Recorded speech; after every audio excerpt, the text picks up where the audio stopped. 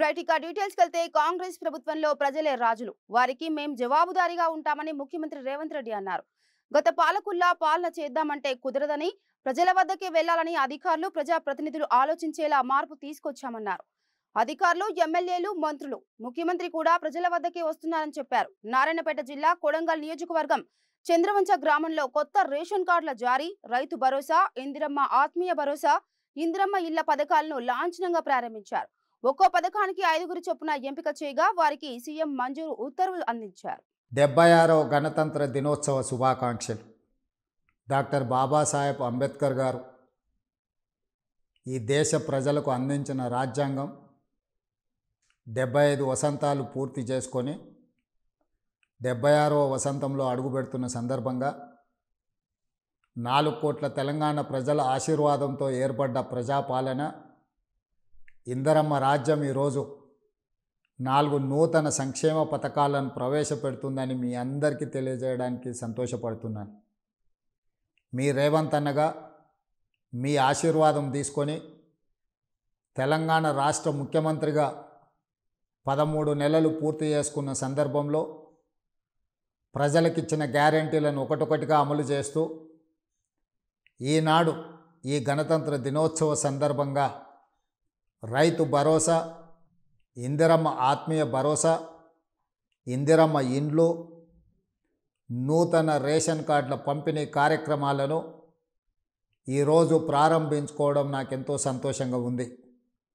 4 కోట్ల తెలంగాణ ప్రజల యొక్క సంక్షేమం కోసం ప్రజాపాలనలో నిరంతరం శ్రమిస్తూ ప్రజలతో మమేకమవుతూ ప్రజా పరిపాలన అందిస్తూ రైతు భరోసా, నిరుద్యోగ సమస్య పరిష్కారము, అదేవిధంగా వరికి బోనసు, ఇలాంటి ఎన్నో కార్యక్రమాలను ఈరోజు మనం అమలు చేసుకోవడమే కాకుండా మహిళలకు ఆర్టీసీలో ఉచిత బస్సు ప్రయాణము, 200 యూనిట్ల ఉచిత కరెంటు, 500 రూపాయల సిలిండర్ని ఈరోజు ఆడబిడ్డలకు అందజేస్తూ ఈ ప్రజాపాలనలో ప్రజల ఆకాంక్షలు నెరవేర్చడానికి నిరంతరం ప్రయత్నం చేస్తున్నాము.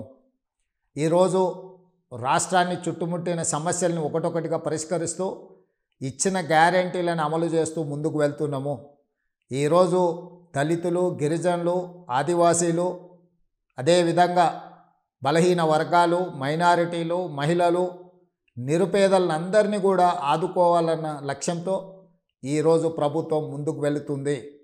ఈరోజు మీ ఆశీర్వాదం, మీరు అండగా నిలబడబట్టి ఈ ప్రభుత్వాన్ని ఏర్పాటు చేయడమే కాకుండా ప్రజా సంక్షేమ కార్యక్రమాలను అమలు చేస్తూ ముందుకు వెళ్తున్నాము. ఈరోజు ముఖ్యంగా ఎంతోమంది పేదలు సంవత్సరాల కొద్ది నూతన రేషన్ కార్డుల కోసం ఎదురు చూడడము, అదేవిధంగా రైతు కూలీలు మాకు భరోసా ఉండడం ద్వారా మేము కొంత ఆర్థిక ప్రయోజనం పొందాలి అని మా దృష్టికి తీసుకురావడంతో ఈరోజు ఇందిరమ్మ ఆత్మీయ భరోసా నూతన కార్యక్రమాన్ని కూడా మనం ఏర్పాటు చేసుకోవడం జరిగింది. రైతు భరోసాలో ఈరోజు సంవత్సరానికి 12,000 రూపాయలను మనము ఈరోజు రైతుల ఖాతాలో వేసుకోవడం జరుగుతుంది. ఆనాడు ఆకాశమే హద్దుగా 2004 నుంచి 2014 వరకు ఇందిరమ్మ రాజ్యంలో ఇందిరమ్మ ఇండ్లు మనం ఇచ్చుకోవడం జరిగింది.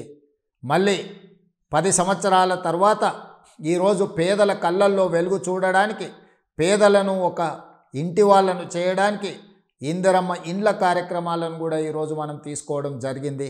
ఇవన్నీ కూడా తెలంగాణ రాష్ట్రంలో ఉన్న పేదలను, నిరుపేదలను, దళితులను, గిరిజనులను, ఆదివాసీలను, బలహీన వర్గాలను, మైనారిటీలను, మహిళలను సంక్షేమ పదం వైపు నడిపించడమే కాకుండా